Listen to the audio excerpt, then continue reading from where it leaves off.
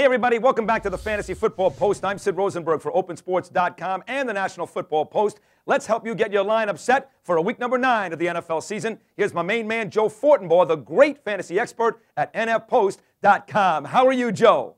Doing good, Sid. How's everything going down in Miami today? Everything in Miami is absolutely beautiful. The weather's beautiful. Ready for some football. Dolphins have a big game this weekend up in Foxborough against New England, so let's get right to it. Let's begin with a little stardom. Sit 'em. We love this part. You see a big day from Matt Hasselbeck at home against the Lions. We've also talked about Jamal Charles' emergence, but a new name on the start list is Kevin Walters. He hasn't really had a big game since week number 3. Talk about those guys.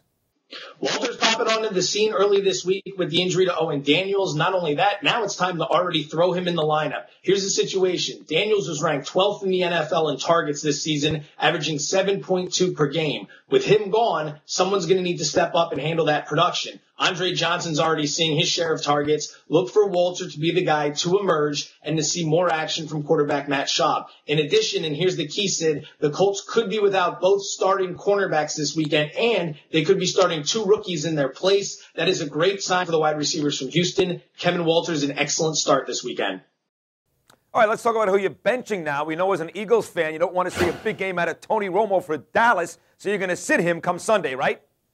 We're going to sit Tony Romo, and everyone can call me a hater all they want, but in 5 career games against Philadelphia, Romo has not put up the numbers. Just 7 touchdowns, 8 interceptions, completing less than 60% of his passes, only averaging about 235 yards a game, and a quarterback rating of 73.2. Those are not very reliable numbers for a fantasy quarterback on the road Sunday night in a big NFC East showdown that, as we all know, Romo has struggled on the big stage before. All right, Joe, joining Romo is the struggling Giants defense. They host San Diego at the Meadowlands on Sunday, and also Noshan Marino, running back of the Broncos, and wide receiver Antonio Bryant. The New York Giants right now, owners should be pushing the panic button in terms of getting rid of them from the roster. Still a lot of talent on that defense. However, 37.3 points per game they've given up the last 3 weeks. All 3 have been losses. They've struggled against the pass. In come the San Diego Chargers, the 4th best passing offense in the league with Phillip Rivers and Vincent Jackson. You got to sit the Giants this weekend. Noshan Marino, he's been a good addition to most fantasy teams this year. He's been an excellent flex player. However, he's got the number 1 ranked run defense in the Pittsburgh Steelers this weekend. In addition, Marino is going to continue to split touches with Correll Buckhalter. Marino's also only averaging about 60 rushing yards a game. The numbers just aren't there. Marino is not a good start this weekend. Antonio Bryant, another bad start. 2 reasons. Number 1, Green Bay ranks 9th against the pass, giving up just under 200 yards a game through the air. In addition, rookie quarterback Josh Freeman will get the start for the Tampa Bay Buccaneers this weekend. He completed less than 60% of his passes in his last year at Kansas State, which is never a good sign for a quarterback in college, especially when they're playing in the pass-happy, defensive-challenged Big 12. Joe, on Tuesday's show, we talked about Bears running back Matt Forte and Packer wide receiver Greg Jennings being perfect sell-high candidates. Now, at the other end of the spectrum, you've got a few ideal buy-low players who have favorable schedules here for the stretch run. Talk about them.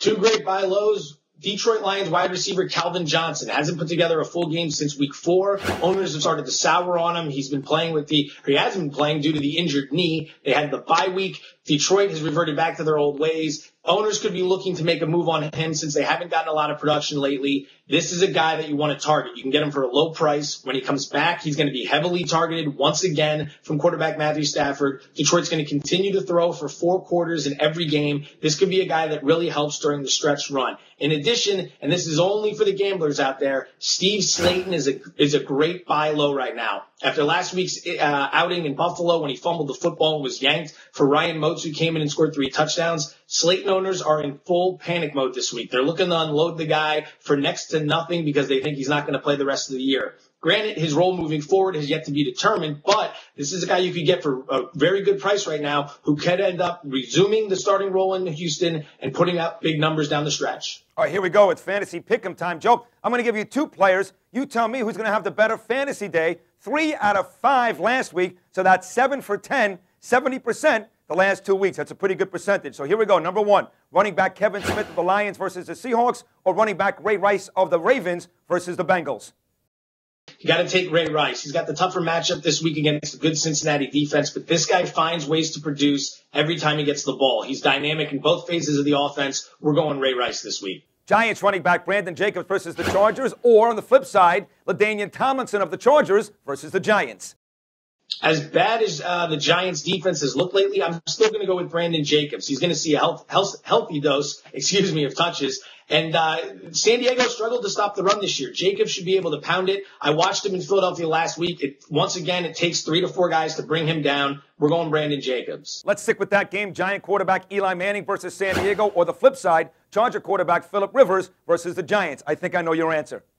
You know it's going to be Phillip Rivers. I like Eli Manning. He's struggled a little bit lately, but he's been having a pretty good season outside of the last couple weeks. But Phillip Rivers has been outstanding. Vincent Jackson has been an unbelievable number 1 receiver for him. In addition, Malcolm Floyd's going to be stepping up. The Giants have struggled to slow down the pass. Phillip Rivers is the pick.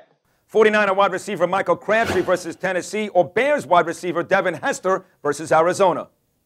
Hester's been a little banged up this week. He has been seeing the targets, but Crabtree's been playing outstanding football the last 2 weeks. We're going to stick with him. Tennessee struggled to slow down the pass this year. Crabtree should see plenty of targets. He's been seeing 7 or more targets a game. He's getting a healthy dose of looks. He was catching the deep out in the last game in Indianapolis. We're going Michael Crabtree. Finally, Joe, Seattle wide receiver T.J. Houshmandzadeh versus the Lions, or Bronco wideout Brandon Marshall versus the Steelers. This is a good matchup. Marshall is definitely the more talented wide receiver, but Houshmandzadeh's got the much more favorable matchup. We're going to go with Hoosh because he's playing the Lions. He's at home. Hasselbeck should be able to find him for just enough to edge out Marshall this week. As always, Joe, a spectacular job. The 411 is great. We'll see you again next Tuesday for more fantasy coverage right here on the Fantasy Football Post. Have a great weekend. Enjoy the football. You too, Sid. Thank you. Thank you. Remember, you can also follow Joe on Twitter at Joe Fortenbaugh. That's B-A-U-G-H for more great fantasy updates, and catch his writing every day at nfpost.com. For my friend Joe Fortenbaugh, I'm Sid Rosenberg. Good luck in your fantasy game, and as always, enjoy the football.